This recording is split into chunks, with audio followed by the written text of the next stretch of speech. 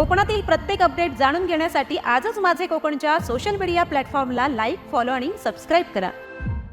नमस्कार, मी प्रणाली भोसले। माझे कोकणच्या प्राइम टाइम बुलेटिनमध्ये आपल्या सर्वांचं मनपूर्वक स्वागत करते। बुलेटिनला सुरुवात करण्याआधी पाहूयात हेडलाईन्स। लोटे MIDC परिसरातून अत्यंत धक्कादायक प्रकार समोर। केमिकलयुक्त सांडपाणी थेट पिण्याच्या पाण्याच्या पाईपलाईनमध्ये मिसळल्याचा आरोप। 10 ते 15 जणांची प्रकृती खालावली। पनवेलमध्ये पॉड टॅक्सी प्रकल्पाची संकल्पना, वाहतूक कोंडीवर आधुनिक उपाय। लवकरच सर्वेक्षण आणि निर्णयांची प्रक्रिया होणार सुरू। सिंधुदुर्गात मुंबई गोवा महामार्गाच्या टोल प्रश्नावरून राजकीय वातावरण तापलं। टोल सुरू झाल्यास तीव्र आंदोलनाचा इशारा। आणि महिला आरक्षणावर काँग्रेसची जोरदार टीका, नारी शक्ती कायद्यावर सवाल उपस्थित। पाहुयात सविस्तर वृत्त। रत्नागिरी जिल्ह्यातल्या खेड तालुक्यातील लोटे MIDC परिसरातून अत्यंत धक्कादायक प्रकार समोर आला। सुप्रिया लाईफ सायन्स या कंपनीचे केमिकलयुक्त सांडपाणी थेट पिण्याच्या पाण्याच्या पाईपलाईनमध्ये मिसळल्याचा आरोप करण्यात येत असून यामुळे संपूर्ण परिसरात एकच खळबळ उडाली आहे। आज सकाळी घराघरातील नळांमधून दूषित पाणी येऊ लागल्याने नागरिकांमध्ये घबराट पसरली।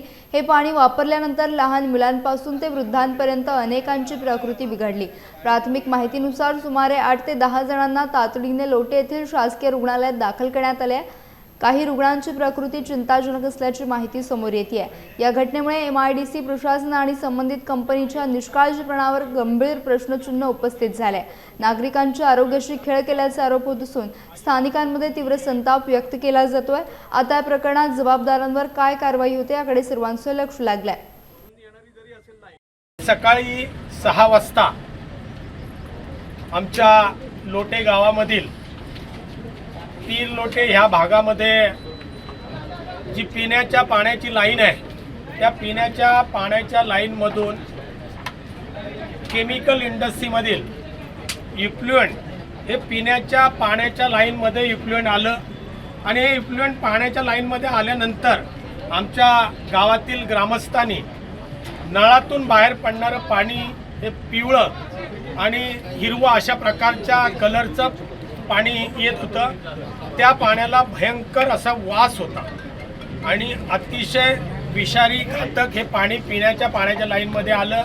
त्यामध्ये नवीन वसाहत, धामणदिवी, नवीन वसाहत, लोटे शिवाजीनगर, दीक्षितवाडी, विठ्ठलवाडी, बोरवाडी, गावठणवाडी, बौद्धवाडी आणि खरवली अशा साईनगर, शिवाजीनगर अशा या वसाहतीमध्ये MIDC कडून घेतलेल्या पिण्याच्या पाण्याच्या लाईनमध्ये हे इफ्लुएंट आलं आणि गावातील ग्रामस्थांनी आपापल्या घरी हा नळ सुरू केल्यानंतर नळामधून पिवळं पाणी बाहेर पडायला लागल्यानंतर संपूर्ण गावामध्ये एक भीतीदायक वातावरण तयार झालं आणि हे वातावरण तयार झाल्यानंतर गावातील काही प्रमुख ग्रामस्थांनी आणि गावातील सर्वच वाड्यातील ग्रामस्थांनी एकत्र येऊन हा पाण्याचं कलेक्शन एकत्र केलं होतं। कुणी बकेटमध्ये केलं, कुणी बादलीमध्ये केलं, तर प्रत्येक वाडीमध्ये पोचलेलं पाणी हे कलेक्ट करून आम्ही या ठिकाणी लोटे ग्रामपंचायतीच्या जवळ एकत्र सगळे जमा झालो।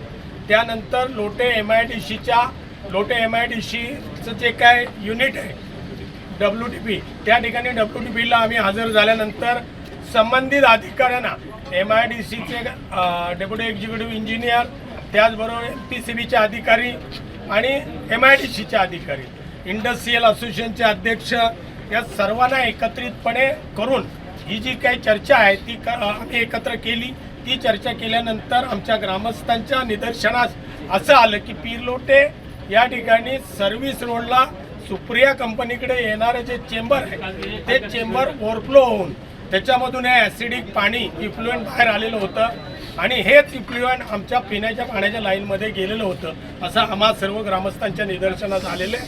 त्यामुळे हा जाब विचारण्यासाठी आम्ही सुप्रिया सायन्सेस या कंपनीच्या गेटवर सगळे ग्रामस्थ एकत्रितपणे आलो। सुप्रिया लाईफ सायन्सेसच्या व्यवस्थापकीय अधिकाऱ्यांना याचा जाब विचारला असता त्यांनी हे पाणी आमच्या कंपनीचं आहे अशी मान्यता त्यांनी त्या ठिकाणी दिली।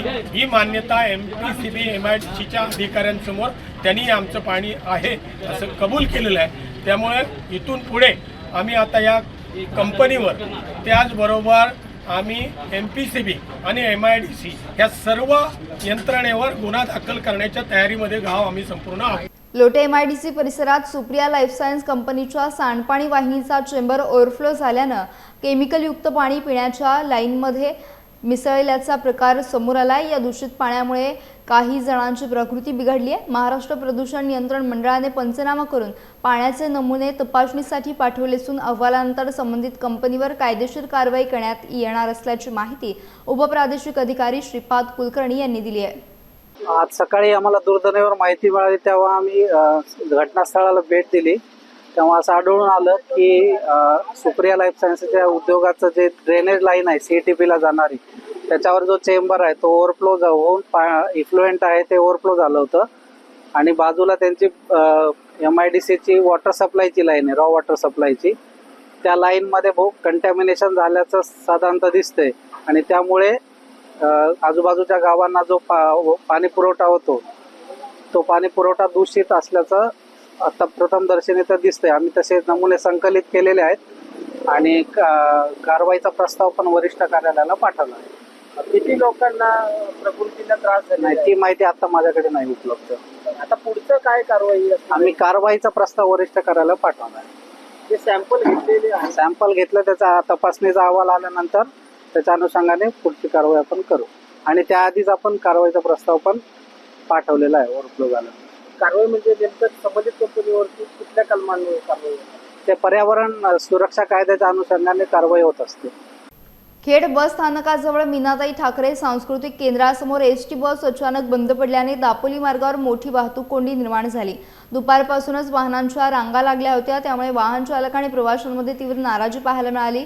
बस क्रमांक 2294 रस्त्यातच बंद पडल्याने दुचाकीस्वारांमध्ये किरकोळ अपघातही झाले आणि काही ठिकाणी वादाचे प्रकार घडले। या परिसरात तहसील कार्यालय, पोलीस स्टेशन, बस स्थानक आणि इतर शासकीय कार्यालये असल्यानं नागरिकांची मोठी वर्दळ असते। मात्र इतकी मोठी कोंडी होऊ नये, वाहतूक नियोजनासाठी एकही पोलीस कर्मचारी उपस्थित नसल्याने आश्चर्य व्यक्त करण्यात आले। दरम्यान वारंवार ST बस रस्त्यात बंद पडत असल्याने प्रवाशांनी संताप व्यक्त केला। भर उन्हात रस्त्यावरच बस दुरुस्त करण्याचा प्रकारही दिसून आलाय। ST प्रशासनाने नादुरुस्त बस सेवा देऊ नयेत आणि प्रवाशांचा प्रवास सुरक्षित व सुखकर करावा अशी मागणी आता जोर धरतीये। नवी मुंबई महानगरपालिकेतील उपायुक्त कैलास गायकवाड यांना 42,000 रुपयांची लाच घेताना अटक झाल्यानंतर या प्रकरणाने आता राजकीय वळण घेतलंय। अवघ्या 24 तासातच या प्रकरणावरून आरोप प्रत्यारोप सुरू झाले असून बेलापूरचे आमदार मंदा म्हात्रे यांनी थेट गंभीर प्रश्न उपस्थित केलेत। मंदा म्हात्रे यांनी संताप व्यक्त करत प्रतिक्रिया देताना गायकवाड कोणाच्या पाठीशी होते असा थेट सवाल उपस्थित करत या संपूर्ण प्रकरणाची सखोल आणि निष्पक्ष चौकशी करण्याची मागणी केली आहे। काही राजकीय पदाधिकारी आणि लोकप्रतिनिधी आरोपी अधिकाऱ्याला वाचवण्यासाठी प्रयत्न करत असल्याचा आरोप देखील त्यांनी केला आहे। तसेच पोलीस यंत्रणेवर दबाव टाकला जात असल्याचं त्यांनी म्हटलंय। दरम्यान या प्रकरणामुळे महापालिकेच्या कार्यभारावरती पुन्हा एकदा प्रश्नचिन्ह निर्माण झालंय। विशेष म्हणजे माजी आयुक्त तुकाराम मुंढे यांनी यापूर्वीच भ्रष्टाचाराच्या आरोपांमुळे गायकवाड यांना पदावरून हटवलं होतं, तरीही त्यांची पुन्हा नियुक्ती का करण्यात आली असा सवाल देखील उपस्थित केला जातोय। या सर्व पार्श्वभूमीवर दोषींवर कठोर कारवाई करावी आणि या प्रकरणामागील संपूर्ण साखळी उघड करावी अशी मागणी जोर धरतीये। असं आहे की हे जे उपायुक्त होते त्यांना त्यावेळी या पालिकेचे आयुक्त तुकाराम मुंढे होते, त्यांनी त्यांना भ्रष्टाचारामध्ये काढलं होतं। त्यावेळी परत या पालिकेने ठेवायला नाही पाहिजे होतं। अशाने काय होतं, इतर जे अधिकारी आहेत ना, इतर जी लोक आहेत, मग त्यांना वाटतं ह्यांना काढून सुद्धा भ्रष्टाचार करून सुद्धा जर यांना पालिकेत प्रशासनामध्ये परत नोकरी मिळत असेल तर आपण भ्रष्टाचार केला तर काय फरक पडणार आहे, अशा पद्धतीची मानसिकता या महानगरपालिकेत झालेली आहे। आणि त्यांना जे काल पकडलं त्यांच्यावर गुन्हा दाखल झाला पाहिजे, चौकशी झाली पाहिजे की यांच्याकडे एवढा पैसा आला कुठून काय वगैरे सगळी ती माहिती मी ऐकायला बोलली। ज्यावेळी त्याला काढलं होतं तुम्ही घेणंच चुकीचं होतं। अशाने जे चोरी लबाडी करतात त्यांचं मनोबल वाढतं आणि जे खरं काम करतात पालिकेत त्यांना विचारायला वाईट वाटतं। ते भेटत सांगतात की आम्ही काम करतो, आम्ही कधी कोणाचे 5 रुपये घेत नाही, जो घेतो त्याला पुन्हा संरक्षण दिलं जातं। त्यासाठी सुद्धा मी आता आयुक्तांना बोललेले आहे, पूर्ण चौकशी झाली पाहिजे आणि या चौकशीच्या माध्यमातून जो निर्णय घ्यायचा आहे तो पोलीस घेतीलच। कारण अशी लोक जर इथे वाढायला लागली या पालिकेत तर ही नवी मुंबई महानगरपालिकेचं महाराष्ट्रात देशात जे सगळे आम्हाला पुरस्कार मिळतात ना, त्याला गालबोट लागल्याशिवाय राहत नाही. राजकीय पुढारीचा वाचवण्याचा प्रयत्न करतात. आता तो कोणाचा कलेक्टर होता, काय होतं, कोणाचं काय होतं, ते आता कळेलच लोकांना. लोकांना पण इथल्या जनतेला कळलं पाहिजे की कोण मागे आहे यांच्या, कोणाची माणसं ही कशी पालिकेत येतात, चौकशी झालीच पाहिजे. पनवेल महानगरपालिका क्षेत्रातील वाढती वाहतूक कोंडी आणि वायू प्रदूषण यावर तोडगा काढण्यासाठी पॉल टॅक्सी प्रकल्पाची संकल्पना पुढे आली आहे. या प्रकल्पामुळे शहराच्या वाहतूक व्यवस्थेत मोठा बदल होण्याची शक्यता व्यक्त केली जाते. शिवसेनेच्या नगरसेविका सायली सरक यांनी हा अभिनव प्रस्ताव मांडत खारघर, कामोठे, कळंबोली, नवीन पनवेल आणि पनवेल या भागातील वाढत्या वाहन संख्येमुळे निर्माण झालेल्या समस्यांकडे लक्ष वेधलं आहे. दररोजच्या ट्रॅफिक जाममुळे नागरिक त्रस्त असून वायू प्रदूषण देखील गंभीर बनत चालले आहे. यावर शाश्वत आणि आधुनिक उपाय म्हणून पॉल टॅक्सी प्रणाली प्रभावी ठरू शकते असं त्यांनी सांगितलंय. या संदर्भात त्यांनी राज्याचे परिवहन मंत्री प्रताप सरनाईक यांची भेट घेऊन निवेदन सादर केलं असून मंत्र्यांनीही या प्रकल्पाबाबत सकारात्मक भूमिका दर्शवली आहे. महापौर नितीन पाटील आणि आयुक्त मंगेश चितळे यांनाही प्रस्ताव देण्यात आला असून लवकरच पालिकेमार्फत सर्वेक्षण करण्यात येणार आहे. अहवालानंतर अंतिम निर्णय घेतला जाणार असून या प्रकल्पाकडे आता पनवेलकरांचं लक्ष लागलंय. जय महाराष्ट्र, जय शिवराय. पनवेलकरांसाठी पॉल टॅक्सी हा अत्यंत नितांत गरज आहे, कारण एक शिवसैनिक म्हणून मी या गोष्टीसाठी आग्रही आहे. पनवेल महानगरपालिका क्षेत्रातील वाढते औद्योगिकरण आणि वाहतूक कोंडी पाहता पॉल टॅक्सी सुरू करणे अत्यंत गरजेचे आहे. यासाठी आम्ही परिवहन मंत्री माननीय प्रताप सरनाईक साहेबांच्याकडे याबद्दल पनवेलमध्ये पॉल टॅक्सी सुरू करण्याचे निवेदन दिलेले आहे आणि त्यांनी त्याबद्दल अनुकूलता दर्शवली आहे. पॉल टॅक्सी सुरू करण्यामागचे मुख्य कारण म्हणजे पनवेलकर प्रवाशांसाठी त्यांच्या वेळेची बचत होईल, त्याचप्रमाणे प्रदूषणमुक्त शहर होईल ही संकल्पना मनामध्ये आणून आम्ही हा प्रस्ताव मांडलेला आहे. आणि हा प्रस्ताव आम्ही आयुक्त साहेब तसेच महापौर साहेब यांच्याकडेही दिलेला आहे.